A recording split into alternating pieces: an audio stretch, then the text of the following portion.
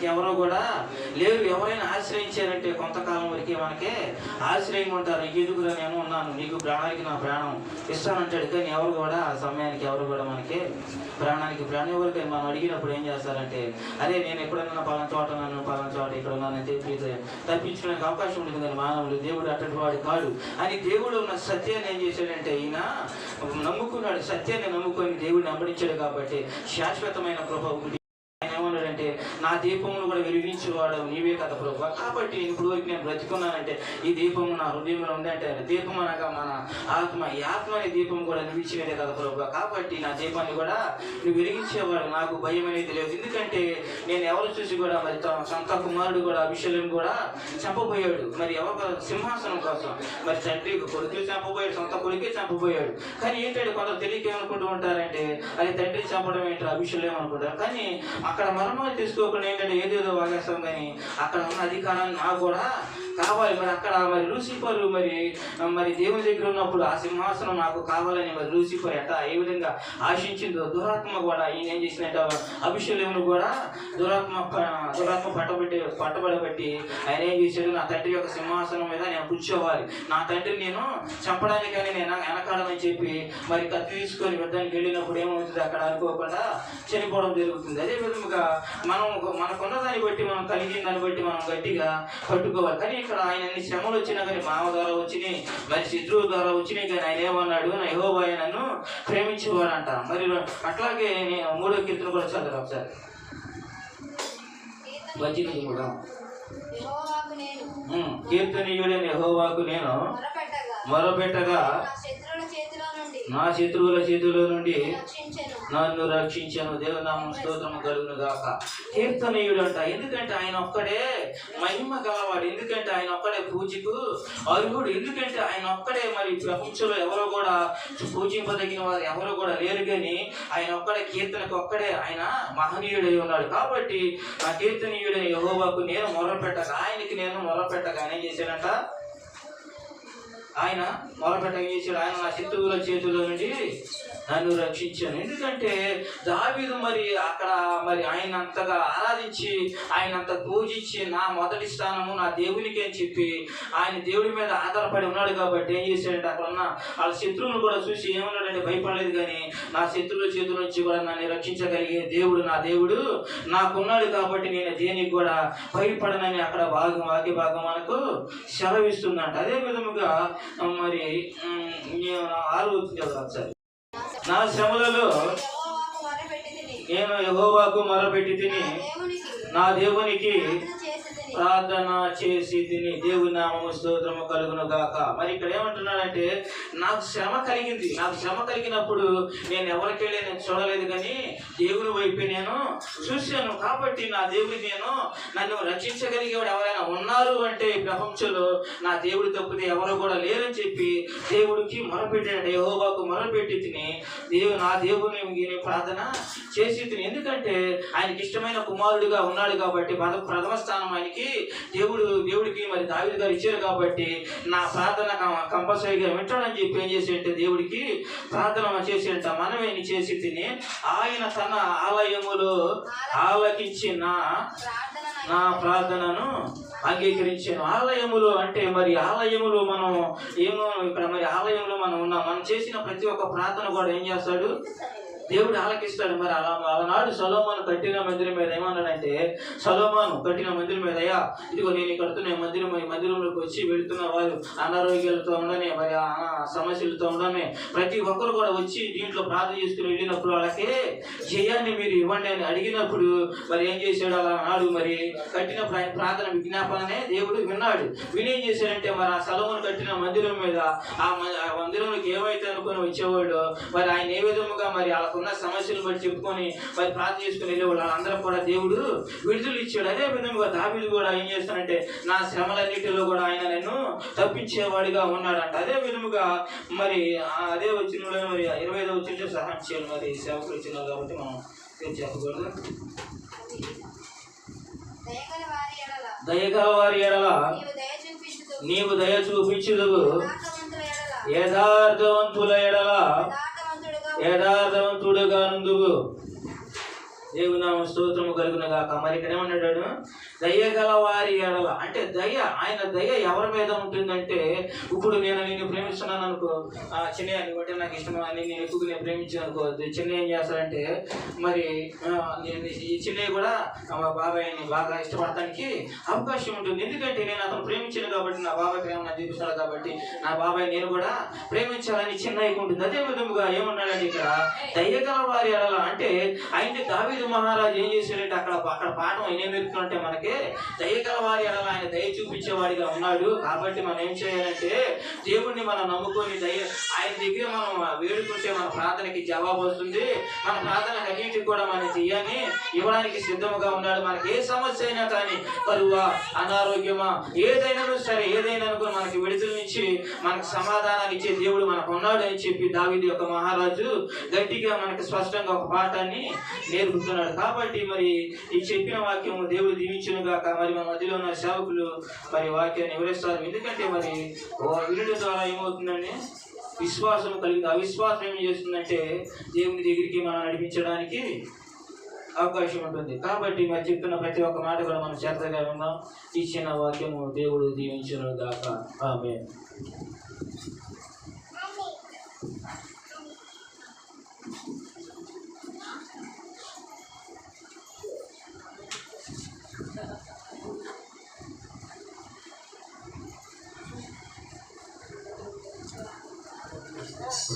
హల్లెలూయా హల్లెలూయా ఎలవయ్యా.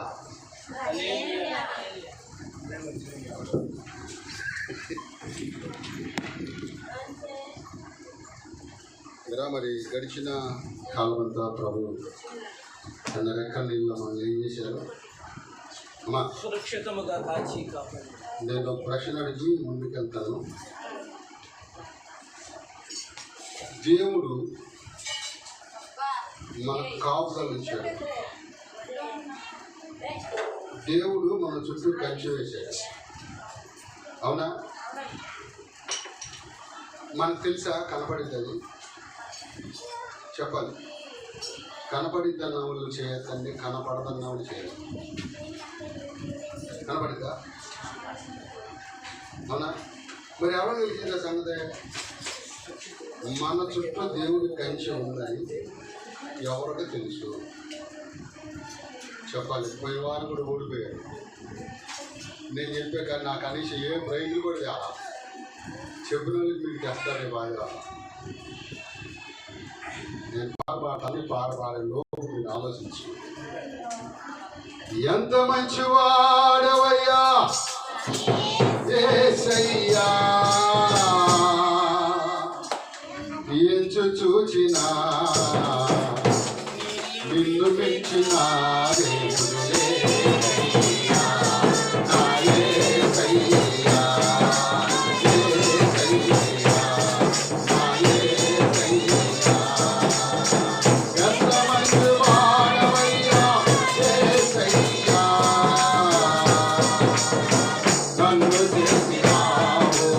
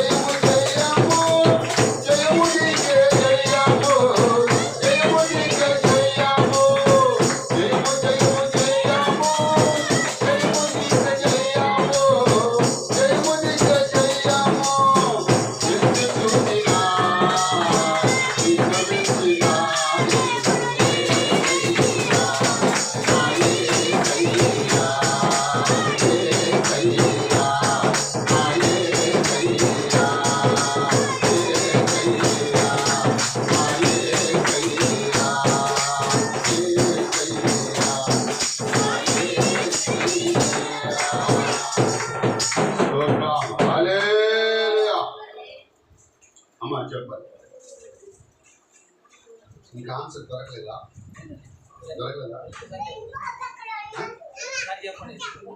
మన చుట్టూ దేవుని కంచి ఉందని మనకు తెలియదు. తెలుసు అన్నవాడు భక్తిహీనుడు. స్తోత్రం. తెలుసు అన్నవాడు భక్తిహీనుడు. అవునా? ఆయన కంచి మనకు కనబడుతుంది, నేను చూస్తున్నాను అని చెప్పేవాడు భక్తిహీనుడు. అంటే తాను గొప్ప చెప్పుకో.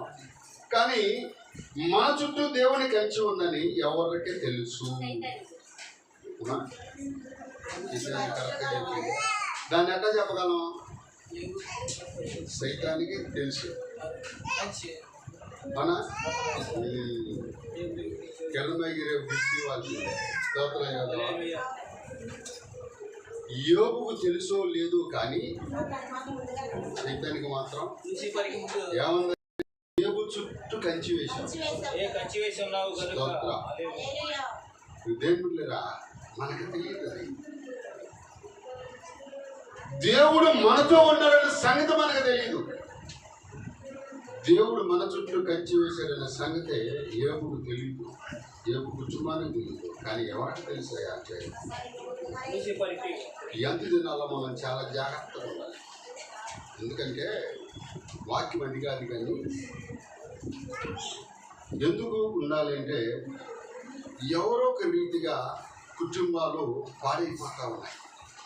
ఏదో ఒక రీతిగా మరి కుటుంబాల్లో అలసట, సమాధానం ఉండట్లా, శాంతి లేదు. కారణం ఏంటయ్యా అంటే ఒక వాక్యం చదవాలి. ప్రసంగి గ్రంథం 10వ అధ్యాయం 8వ వచనం ఒకసారి చదవాలి. ప్రసంగి గ్రంథం.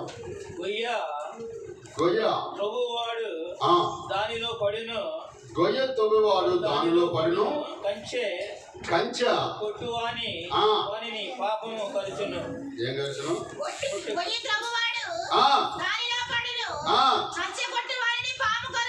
స్తోత్రం చెబుదామా? దీన్ని బట్టి మనకి ఏమర్థమైంది అని మనం ఆలోచన చేస్తే, ఒకసారి ఎవడన్నా మనకు అన్యాయం చేసినప్పుడు ఒక పార ఏమో తీసి కూతురు ఆడే పడుతుంది. అవునా? మరి కంచి కొట్టేవాడిని బాగుండటం ఏంటి అంటే మనకు దేవుడు ఒక కంచి వేసాడు. ఆ కంచెల నుంచి బయటికి వెళ్తే అపవాది కాసుకొని ఉంటాడు. చెప్పాలి, దేవుడు మనకు కంచె వేసాడు. ఆ కంచె దాటి బయటికి వెళ్ళామనుకో సాతానుడు పంచి ఉన్నాడు. ఆదాము వాళ్ళని ఎట్టకేలకంట వాడు ఏం చేశాడు? పడేసి ఏదోన తోటలో నుండి వెలవడటానికి దేవుడు మనకు కాపుదలు ఇచ్చాడు, కంచి ఇచ్చాడు. ఆ పరిధుల నుంచి మనం తప్పిపోయి ఇష్టానుసారం మన పరిస్థితుల్లో వెళ్ళిపోతే వెంటనే పక్కనే బాగుంటుంది. అదేం చేస్తుంది? జాగ్రత్త. దేవుడి నష్టాల నుంచి జారిపోకుండా చూసుకోవాలి. ఎంత దినాల్లో మనం ఉన్నాం, ఆఖరి గడిలో మనం ఉన్నాం. ఎందుకంటే ఈ ప్రకటన 2వ అధ్యాయం 20వ వచనంలో చెప్తారు వాడు ఎవడనేది. చూడండి ఒకసారి, చూడండి ప్రకటన 2వ అధ్యాయం 20వ వచనం. ఆది సర్పమైన ఉందా లేదా? 22వ వచనం చదవండి. దొరకలేదా? ప్రకటన గ్రంథంలో 2:20 కానీ లేదా 20 అధ్యాయం కానీ 2వ వచనంలో కానీ ఆ మాట్లాడుతుంది. ఒకసారి చూడండి. అపవాది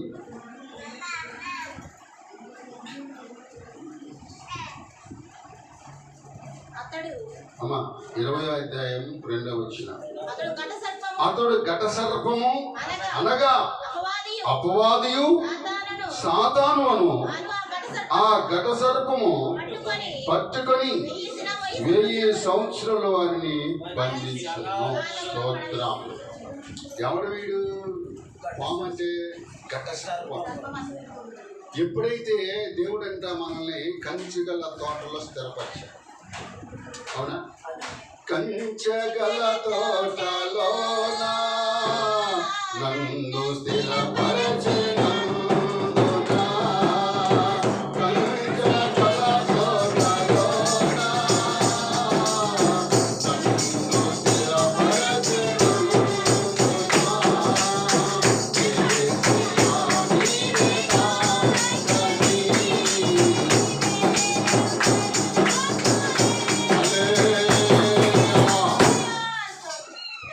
దేవుడు మనల్ని ఏం చేశాడంటే కంచిగల తోటలో స్థిరపరిచాడు. ఆ స్థిరపరిచిన దేవుని సన్నిధానంలో మేము ఎలా ఉండాలంటే ఆయన అనుకుని పెట్టుకొని ఒక ఆయన ఆ కంచి నుంచి బయటకు వచ్చి మరణాన్ని కోరుకున్నారట. ఎవరో చెప్తారా? ఎవరో చెప్పండి. కంచిగల ఆ తోట నుండి ఆ కాపుల నుండి బయటకు వచ్చి మరణాన్ని కోరుకున్నాడంట. ఎవరతను? మొదటి రాజుల గ్రంథం 19:4 వచ్చిన ఒకసారి చదవండి. మొదటి రాజుల గ్రంథం 19వ అధ్యాయం 4వ వచ్చిన త్వరగా నేను క్లుప్తంగా ముగిస్తాను. తానొక దిన ప్రయాణము అరణ్యములలోకి పోయి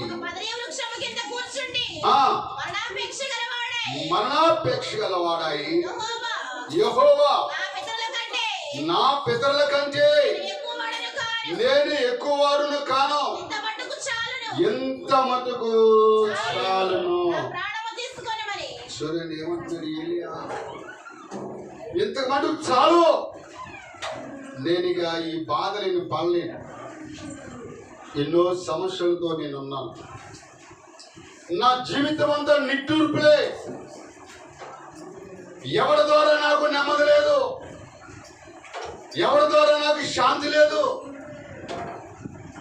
బిడ్డల ద్వారా లేదు, కట్టుకున్న భార్య వలన లేదు, కట్టుకున్న భర్త వలన లేదు, ఎవరి వలన నాకు సుఖం లేదు, సస్తే బాబుండు అనుకున్న వాళ్ళు ఎంతమంది ఉన్నారు? అమ్మ చెప్పండి, ఎంతమంది ఉన్నారు? భర్త మీద విసుగుపోయి, బిడ్డల మీద విసుగుపోయి, భార్య మీద విసుగుపోయి, అన్నదమ్ముల మీద విసుగుపోయి సావాలి అని అనుకున్న వారు ఎంతమంది లేరు? ఈ దేని బిడ్డరా వార్తలో చూస్తే అప్పులు పాలయ్యి ఇద్దరు చిన్నపిల్లలు భార్య భర్తలు ఇద్దరు పిల్లగా ఆత్మహత్య చేసుకున్నారు. లారీ వానరు అప్పులు పాలైపోయి తన ఇంట్లోనే ఆత్మహత్య చేసుకొని చనిపోయాడు. దీనివల్ల ఏమైనా ప్రయోజనం ఉందా అంటే లేదు. మరి ఈయనకి ఏమైనా అటువంటి సమస్యలు ఉన్నాయి అంటే లేవు. ఎవరికే ఏ లేదు, భార్య వేధించలా, తన బిడ్డలో వేధించలా, మరి ఎందుకు చనిపోవాలనుకున్నాడు? యజబేలు అంటే అందంటే నిన్ను చంపుతానందంట. బాబోయ్, ఒక ఆటకలను నన్ను బెదిరించింది, నన్ను చచ్చిపోవాలి అనుకున్నాడంట. అనుకుని ఏం చేశాడు? చదవండి 4 వచ్చిన మరణాపేక్ష గలవాడై అరణ్యంలోకి పోయి కూర్చుండి మరణాపేక్ష గలవాడై యెహోవా స్తోత్రం. అయా పోయిన వాళ్ళకంటే అని గొప్ప నేనేమన్నా పోయారు, చాలా మంది పోయారు. మా తాత పోయారు, మా పెదనాన్న పోయారు, మా అమ్మ పోయింది, మా నాన్న పోయారు. వీళ్ళందరికంటే నేను గొప్ప పోయిన వాళ్ళకంటే ఏమన్నా కనుండి నేను కూడా పోతే బాగుండు అనుకున్న జనాలు ఎన్నోసార్లు లేకపోలేదు. దేవుడి బిడ్డలారా, నిన్న ఒక వ్యక్తి ఏడుస్తుంటే ఆయన అంటున్నాడు, ప్రార్థన చేశాడు, ప్రభా ఈ నరకం నేను భరించలేదు, తీసేసుకో ప్రభా, నన్ను తీసేసుకో ప్రభా అని ప్రార్థన చేస్తున్నాడట. మరి నాకే చెప్తున్నాడు అన్నమాట. దానివల్ల ఏమన్నా ఉపయోగం ఉందంటే లేదు. అదే అధ్యాయం 1 వచ్చిన ఒకసారి సార్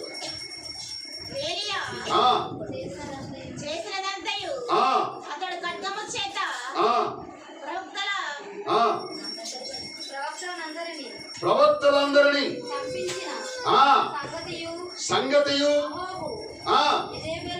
యెజబెలునకు తెలియచెప్పగా ఏలియాకు ఈ ప్రవర్తనను ఆ, పంపించెను. స్తోత్రం.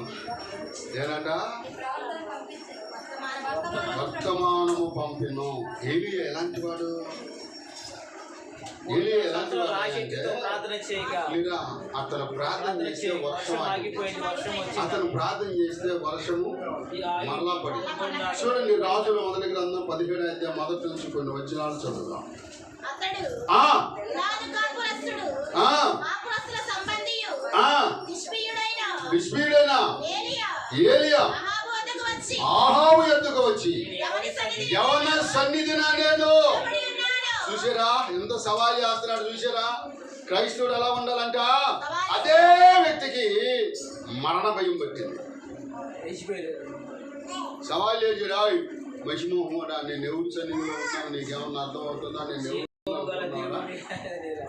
నేను ఎవరిని అనుకుంటున్నావురా అని చెప్పి అడిగిన వ్యక్తి కంట అంత గొప్ప వ్యక్తికి మరణ వేదన కలిగితే ఈ లోకంలో జరుగుతున్న పరిస్థితులను బట్టి, సంభవాలను బట్టి సామాన్యమైన మనం అతను మనలాంటి వాడే. యాకోపత్రిక యాకోపత్రికలు ఏమంటాడంటే ఏలియా కూడా మన వంటి స్వభావం. హల్లెలూయా. అతనేమి పైనుంచి హల్లెలూయా. దేవుడిగా ఈ మరణించాలి అనే ఆలోచన కళలో కూడా రాకూడదంట. ఏదో పత్రికలో మాట ఉంటుంది, దేవునికి విరోధమైన కార్యాలు పాపాలున్న కళలో కూడా నేను ఊహించుకున్నాను. ఏదో పత్రికలో 6వ వచనంలోనూ 8వ వచనంలో ఉంటుంది అన్నమాట. ఒకసారి చదువుతారా? చదవాలి. యోధ పత్రిక 6, 7, ఒకటే అధ్యాయం ఉంటుంది. 6వ వచనం చదువు. మరియు తమ ప్రభుత్వమును నిలుపుకొనక తమ నివాస స్థలములను విడిచిన 8వ చదువు. అదే అధ్యాయంలో ఏముంటుందంటే కళలో కూడా నేను అటువలనే వీరులను కళలను పలుచు శరీరమును అపవిత్రపరచు. స్తోత్రం. కళలో కూడా మనం అపవిత్రపరచుకోకూడదంట. దావీదు అంటాడు, అయ్యా రాత్రంతా కూడా నీవు నన్ను పరీక్షించి పరిశోధించినా నాలో నీకు ఏ దోషము ఏలియా ఏ దోషము లేదు, అయినా కూడా చనిపోవాలనుకుంటున్నాడంట. తనకు వచ్చిన పరిస్థితులు వచ్చాయి. ఒక ఆడపిల్ల నన్ను చంపుతానని అవమానం ఇచ్చిందంట. హల్లెలూయా. కొంతమంది చిన్న చిన్న విషయాలకి భర్త ఏదో అన్నాడని, భార్య ఏదో అందని లేదా చనిపోయినటువంటి వారు ఎంతోమంది లేకపోతే ఇలాంటి వాళ్ళు పరలోకానికి చేరారంట. ఇలాంటి వారు పరలోకానికి అరే బతికి ఒక భారం. అవునా? స్తోత్రం. భారము యేసయ్యా, ఎంతో దూరము యేసయ్యా, భారము యేసయ్యా, ఎంతో దూరము యేసయ్యా. ఈ వడగాలిలో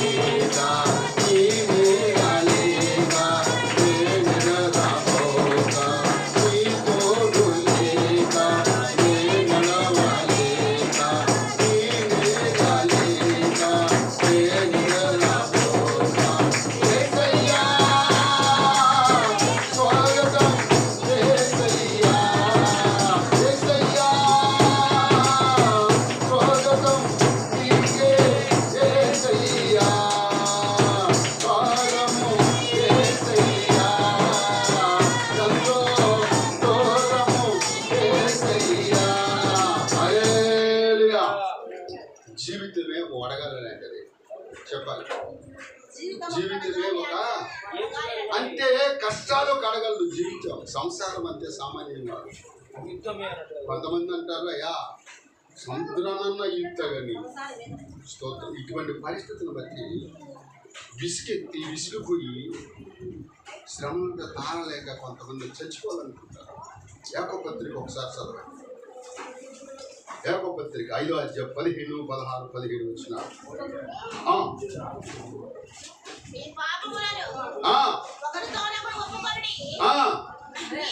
మీరు ఒకరి కొరకు ఒకరు ప్రార్థన చేసుకుని నీతిమంతుని విజ్ఞాపన మనవపూర్వకమైంది. ఏలియా మన వంటి స్వభావము కలిగిన వాడే.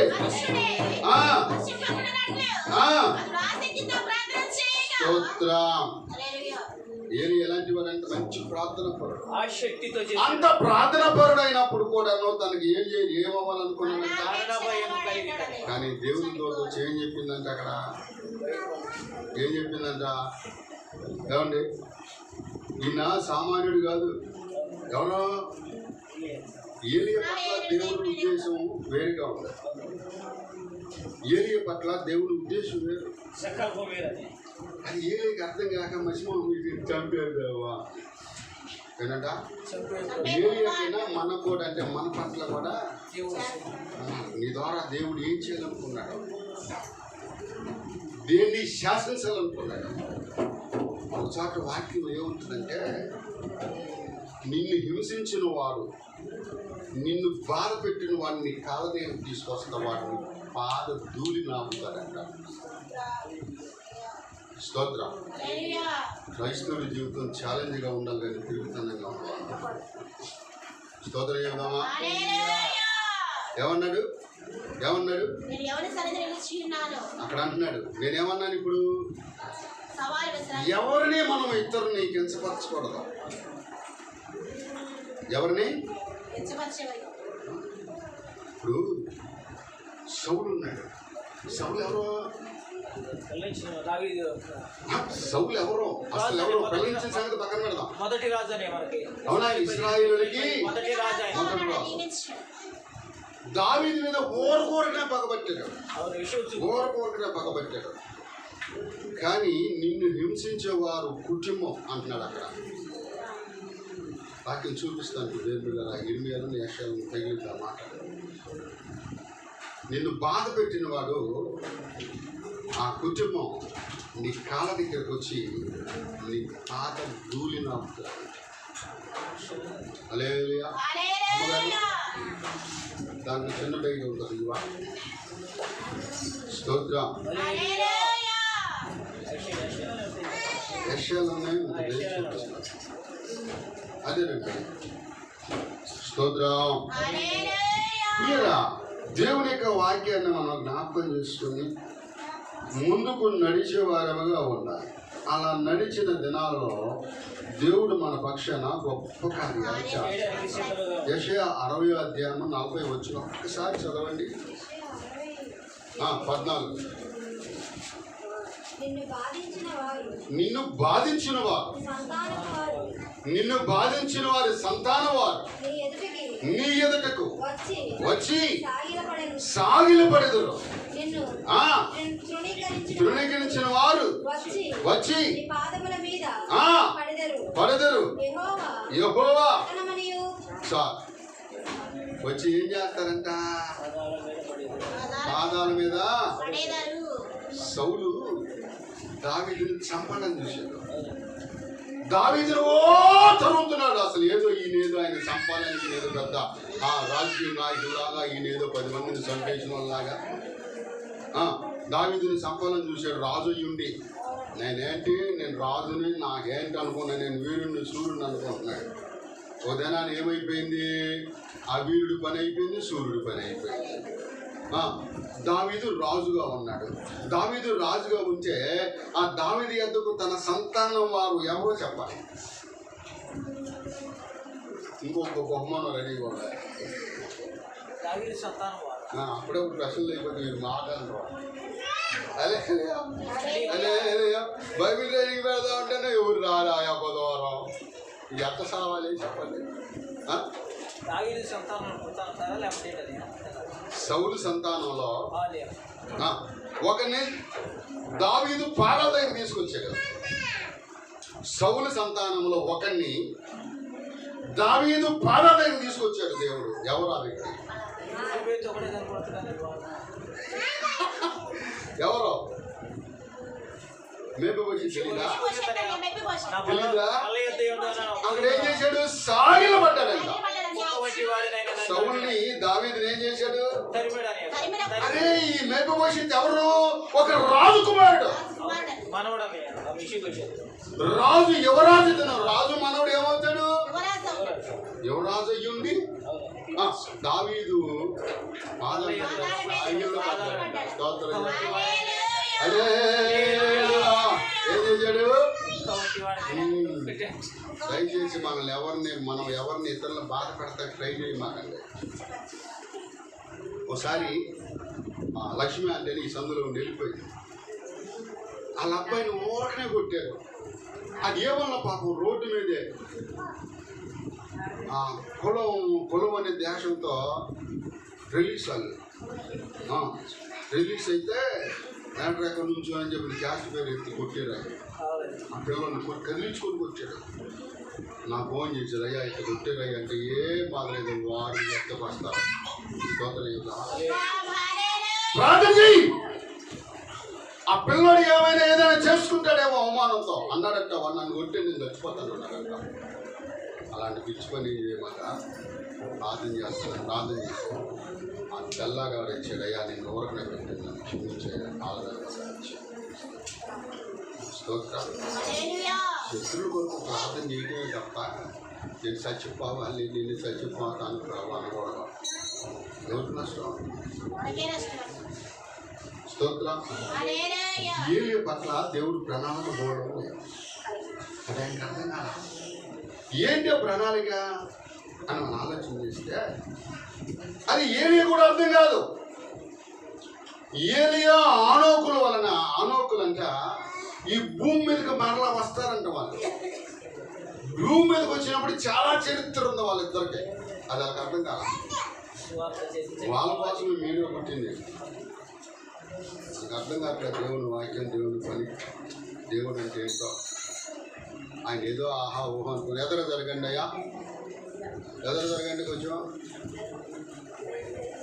స్తోత్రం. ఏలియా దగ్గరికి వెళ్ళి ప్రభు అన్నాడంట. ఒక్కసారి మళ్ళీ తీయండి 19వ అధ్యాయం 4వ వచనం నుంచి చదవండి. మొదటి రాజుల గ్రంథం. అరణ్యంలోకి పోయి కూర్చుండి యెహోవా నా పితరుల కంటే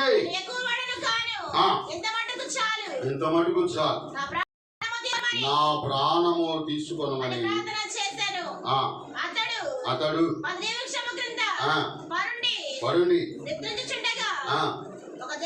ఒక దేవదూత వచ్చి అతను ముట్టి నువ్వు లేచి అతడు అతని తల దగ్గర నిప్పుల మీద కాల్చున్న స్తోత్రం. ఏం కనబడిందట అంటే తన మరణాపేక్ష గలవాడ ఎండగా దేవుడు ఏం చేశాడంటే మరణ పై నుండి కన్నీరు తుడిచావయ్యా యేసయ్యా, కన్నీరు తుడిచావయ్యా, కన్నులారా నిన్ను చూడాలయ్యా, కన్నులారా నిన్ను చూడాలయ్యా, కన్నులా పండుగే కావాలయ్యా యేసయ్యా, తుడిచావయ్యా యేసయ్యా, కన్నీరు తుడిచావయ్యా.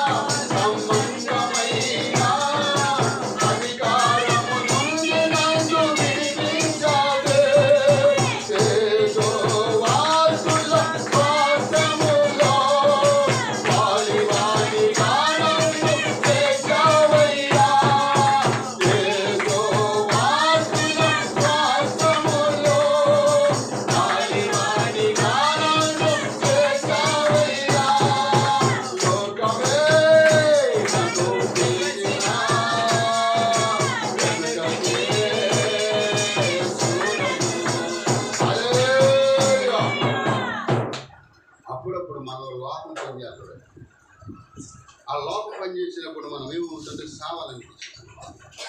కానీ ఏలియా పట్ల దేవుడు గొప్ప ప్రణాళిక కలిగి ఉన్నాడు. ఏంటి ఆ ప్రణాళిక అంటే చూడండి ఒకసారి.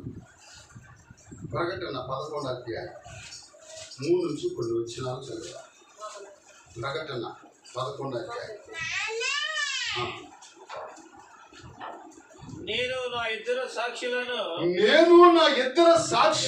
అధికారం ఇచ్చేదను. వారు గోనెపట్ట ధరించుకొని 1260 దినములు ప్రవచించుదురు. వీరు భూలోకమునకు ప్రభువైన వాని ఎదుట 2 ఒలీవ చెట్లను దీపస్తంభములై స్తోత్రం. ఎన్ని రోజులు ఉంటారంటే వీళ్ళు? 1260 దినములు అన్నయ్య. అంటే 1260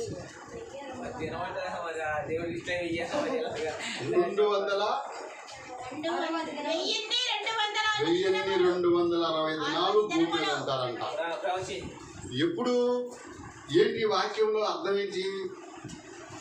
వీళ్ళంట 13 వచ్చింది అంటారు. చూడండి 13 వచ్చింది అంటారు.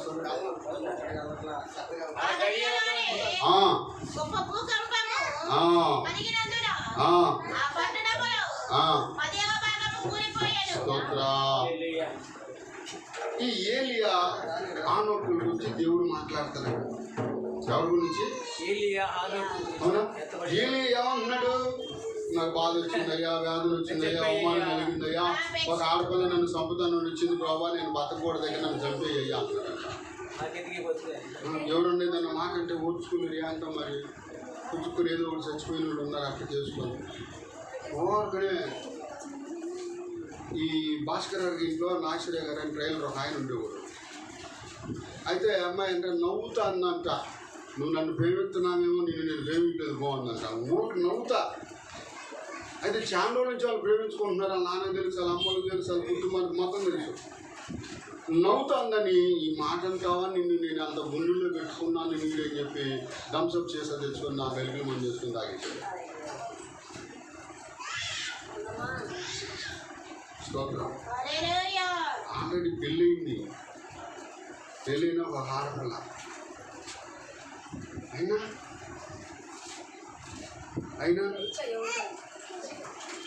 మణిగారు చేసుకున్నాడే. మీ సందులో మణిగారు చేసుకోలే, వంట మేస్తుంది మణిగారు ఆడపిల్లని మరి అంటున్నారు. చూస్తే అట్టగా అడగాడికి వెళ్ళిపోయి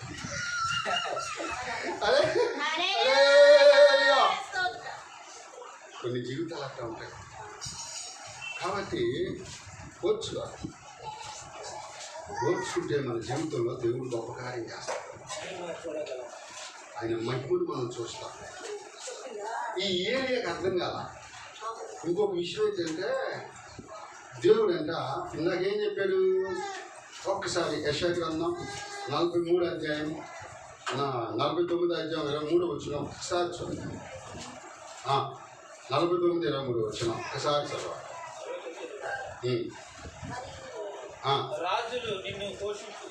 రాజులు నిన్ను పోషించుదురు,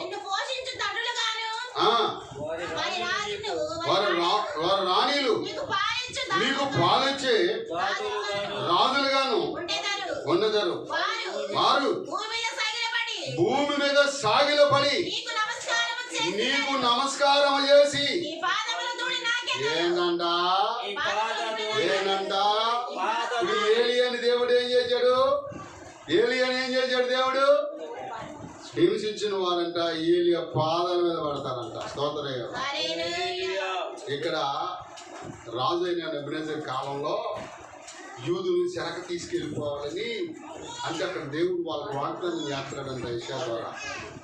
అయ్యా నువ్వు బలవులా ఉన్నావే, మేము అక్కడికి వెళ్తుంటే రాజులు మిమ్మల్ని పోషిస్తారు, రాజులు మీకు బాధిస్తారని చెప్పి మైండ్ అందా అంటున్నారంట దేవుడిని.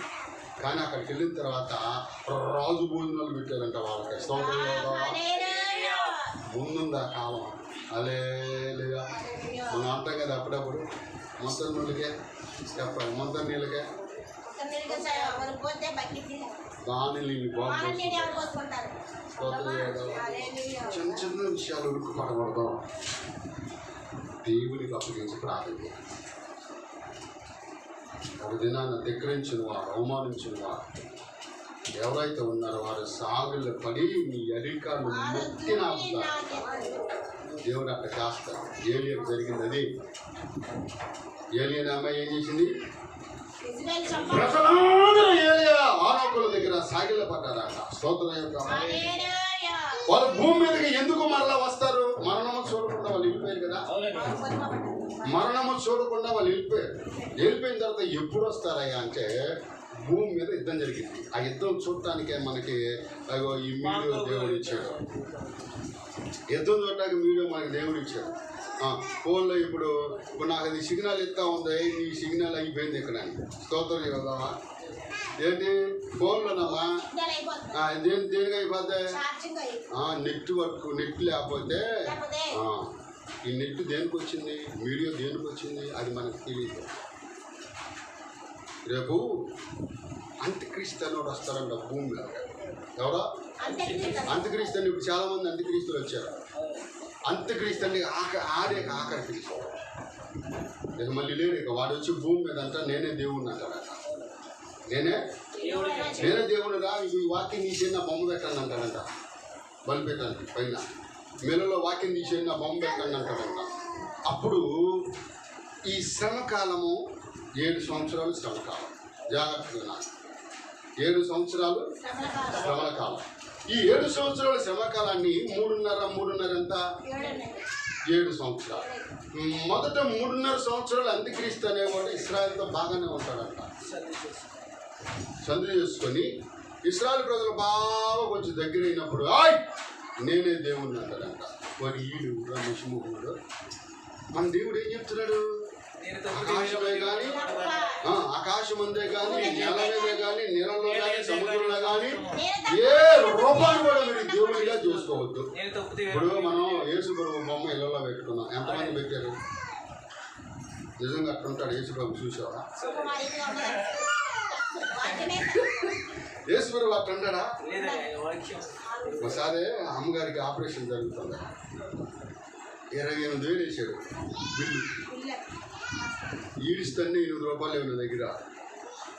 మరి ఎక్కడ కావాలి? ఏం చేయాలో అర్థం కాక సరే ఇంటికి వచ్చా. ఆమె అయ్యా 19వ తారీఖున 18వ తారీఖున ఆపరేషను అని అన్నారు. 15వ తారీఖున జాయిన్ చేసాం. సరే ఇంటికి వచ్చా. ఇంటికి వస్తే ఈ 7th డే వాళ్ళు ఉన్నారే, వాళ్ళ బొమ్మలు వేసుకుంటే బాక్సులు అడిగారు. బాక్సులు అడిగితే వాళ్ళ దగ్గర డబ్బులు తీసేసుకున్నా. ఎంతకు మాట్లాడాను? 3,500కి మాట్లాడాను. పాపం ఒప్పుకున్నంతే ఇచ్చాడు. స్టేజ్ బాల 2 బాక్సులు ఒక మైక్ ఇస్తే సాలయ్యా మాట్లాడారు. సరే 3,500 ఆయన నాకు చేతికి ఇచ్చాడు. పిల్లల్ని కూర్చోబెట్టి అన్నీ ఆన్ చేసి చూస్తూ ఉంటారా అని. సరే అక్కడ బయటికి వెళ్ళిన తర్వాత పాస్టర్ గారు ఫోన్ చేశాడు. అయ్యగారు అమ్మగారు పుట్టినరోజు రా అన్నాడు. ఇంటికి వెళ్ళే మంచి బిర్యానీ పెట్టాడు. కవర్ ఒకటి చేతికి ఇచ్చాడు. దాంట్లో ఎంత ఉన్నాయని చూస్తే 4,000 ఉన్నాయి. ఈ 3.5 4 ఎంత పక్కన పెట్టా. అది తెల్లారి ఇంకొక ఆమె ఫోన్ చేసింది, పరిమళ గారని. అన్నా అబ్బాయి పుట్టినరోజు రాన్నా అని. అక్కడికి వెళ్ళి వాక్యం చెప్పాను, ఫోన్ చేశాను. కవర్ బైబిల్ పెట్టింది. ఇంటికి చూస్తే 5,000. ఎంత అయింది? నాకు ఎంత కావాలి? స్తోత్రం. నేను ఇంకొంచెంసేపటికి వెళ్ళిపోతా. 18వ తారీఖు పొద్దున్నే మధ్యాహ్నం ఆపరేషన్ అన్నాడు. సరే వెళ్ళిపోతుంటే మళ్ళీ ఆ పాస్టర్ గారు ఫోన్ చేసి మా పెద్దోడికి పుట్టినరోజు రా అన్నాడు. వెళ్ళాను కాసేపు వాకింగ్ చేశాను. వాకింగ్ అలా ఇంకో కవర్ చేతులు పెట్టారు. దాంట్లో 3,500 ఉన్నాయి. చెప్పండి ఎంత ఉన్నాయి? 15,500. సరే మా అత్తగారికి అవగాహన వచ్చి నా చేతిలో ఒక 5,000 పెట్టింది. అక్కడ హాస్పిటల్ దగ్గర వెళ్ళిపోయి నాకు 500 ఛార్జ్ చేసుకొని ఈ 15,000 నా దగ్గర ఏమి లేవు అన్నట్టే జేబులో పెట్టుకున్నాను. ఎట్ట కనపడుతున్నాను? అసలు ఏమి లేదు, అంతా ఖాళీగా అన్నట్టు కనపడుతున్నాను. స్తోత్రం. ఇంతే కానీ ఈ రోజున సమాజం నడవడం. అవునా కదా? స్తోత్రం చెబుతావా? నా దగ్గర ఉండే బాబు చూడండి నాయనని నా తెల్ల సొత్తు వేసుకుని పైన 500 వేసావనుకో, ఇది జేబులని 500 పరుసులు ఎంత ఉన్నాయో అనుకుంటారు. అవునా? అవునా? లింగగూడు అని ఒక ఊరు ఉంది. లింగగూడు ఏ ఊరు అది? లింగగూడు. ఆయన స్కూటర్ తోలుతా బీడీ కట్ట జేబులో పెట్టుకున్నప్పుడు, బీడీ అంటే పెద్ద హైలైట్ అప్పుడు, ఎస్బీడీ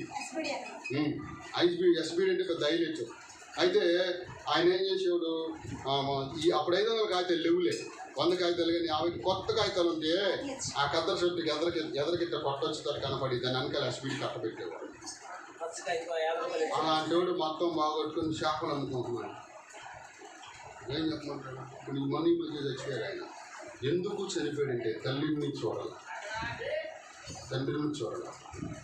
1.5 పెట్టి బిల్డింగ్ కడితే తన తల్లిని పిల్లల ఓపెనింగ్ స్తోత్రం ఎవరు పిల్లలా ఏంట అనుకుంటున్నారు? దేవుడు అంటే తల్లిదండ్రులను సంపాదించుకున్నాడు, ఎంత సంపాదించుకుని అంతే సంగతి.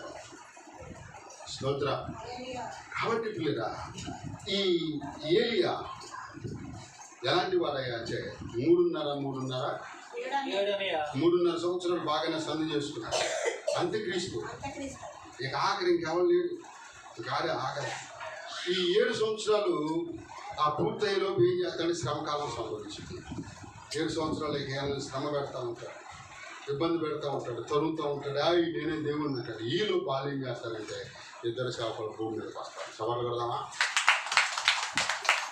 2 సేవకులు భూమి మీదకి వచ్చి, మరి వీడి దొంగరా, అంత్యక్రీస్తు, వీడి మాటలు నమ్మకండి, ఈ మాటలు కరెక్ట్ కాదు, యేసు ప్రభుని కొట్టి ఆయనకి ఎర్రన వస్త్రాలు తొడిగారా? ఏమిచ్చారు? ఆయన్ని పిడుగుద్దులు గుద్దారు. అవునా? వస్త్రాలు ఇంకా అట్టాగా ఉన్నాయి. వస్త్రాలు ఇంకా ఊడదీలా.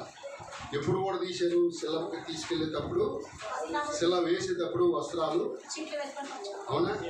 ఆయన చెప్తున్నాడు వాక్యం, ఆ వస్త్రాలు అంటే రాజరకానికి గుర్తంట. రాజుగారి చేతులు ఏముంటుంది? రాజుదండం. ఆ రాజుదండానికి బదులుగా ఏమిచ్చారు? రెల్లునిచ్చారు.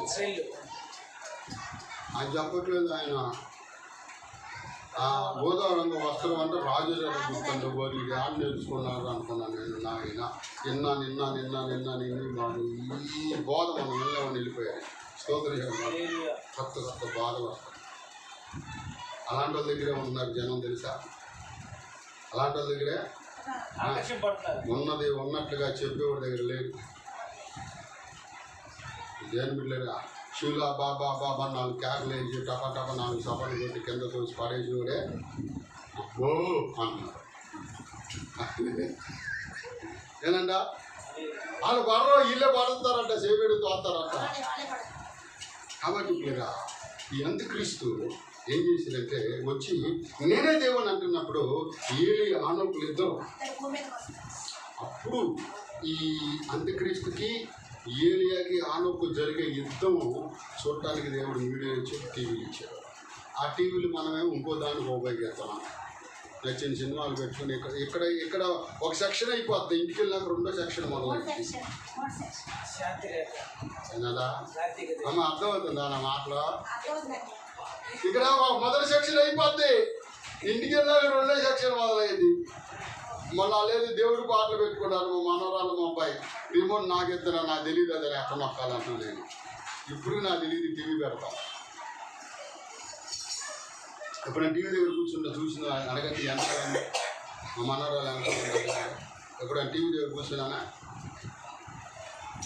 టీవీ ఎందుకు ఇచ్చాడంటే గోగు మాగోగు యుద్ధం జరిగేటప్పుడు మీడియా ప్రపంచానికి మొత్తానికి దేవుడు చూపిస్తాడంట వాళ్ళని. స్తోత్ర. ఎంత గొప్ప చరిత్ర ఏలియాకు దేవుడు పెడితే చచ్చిపోతావా? దేవుడు నీ ద్వారా నీ కుటుంబం ద్వారా ఏమి చేయాలనుకున్నాడు? నీ ద్వారా దేవుడు ఏది ఆశించాడో మనకు అర్థం కాదు. ఏ విధమైన ఘన విజయాలు దాచాడో మనకు అర్థం కాదు. చిన్న విషయాలకు భయపడిపోయి చచ్చిపోవాలని కుటుంబాలు పాటు చేసుకుంటున్నారు. దేవుడికి లేదా ఇది సమస్య. ఏలియాకి దేవుడు బోల్డ్ భవిష్యత్తును కానీ ఏలియాకి ఇక్కడ అర్థం కాక నేను చనిపోతే బాగుండు అనుకుంటున్నాను. కానీ ఒక దినాల లోకమంతా చూస్తారంటే ఏలియా హానోకు ఇద్దరు. కొంతమంది మోషే అంటారు, కొంతమంది ఏమో హానోకు అంటారు. ఏది కరెక్ట్ అంటారు చెప్పాలి. ఎందుకంటే మనసుడు ఒకటి ఎట్లా చెప్పగలం?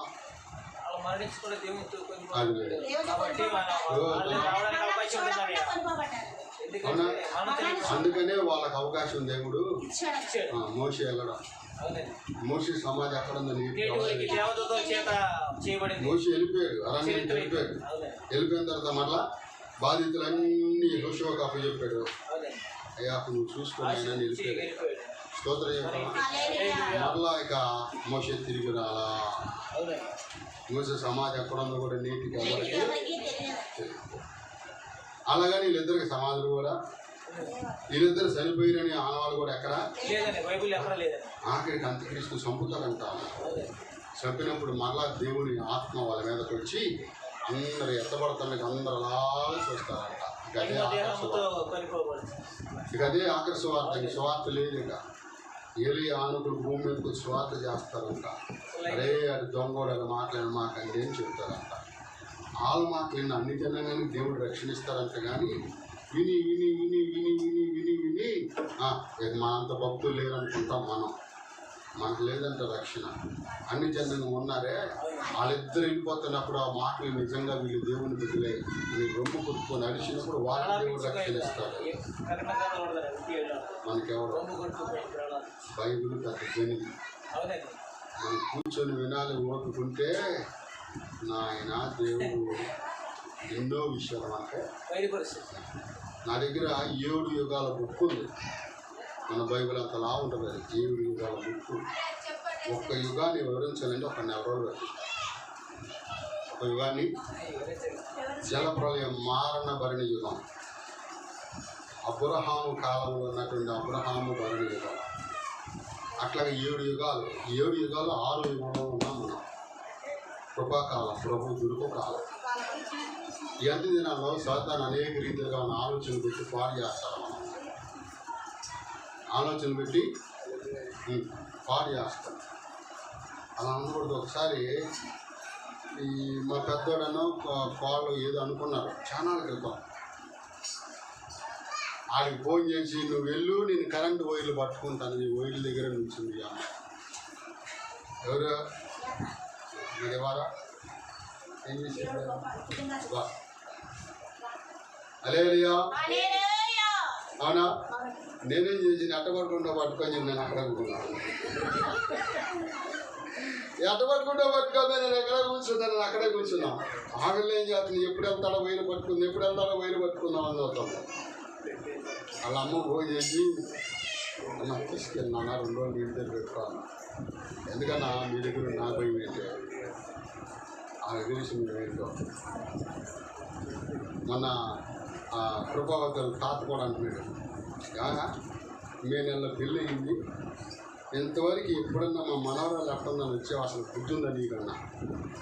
బావేలే బుద్ధి ఉందా? బావలే మేము మీ ఇంట్లో వచ్చాము, మాకు ఇంటి పోయి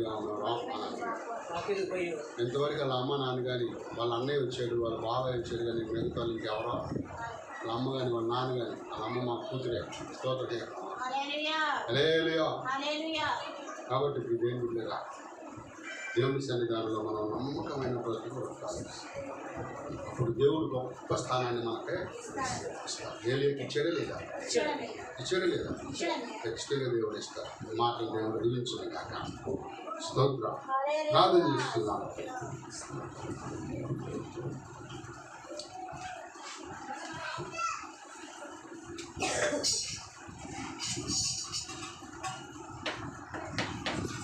స్తోత్రములు స్తోత్రములు స్తోత్రములు స్తోత్రములు ప్రభు నాయన మహాపరిశుద్ధుడా, ప్రేమగల మా తండ్రి.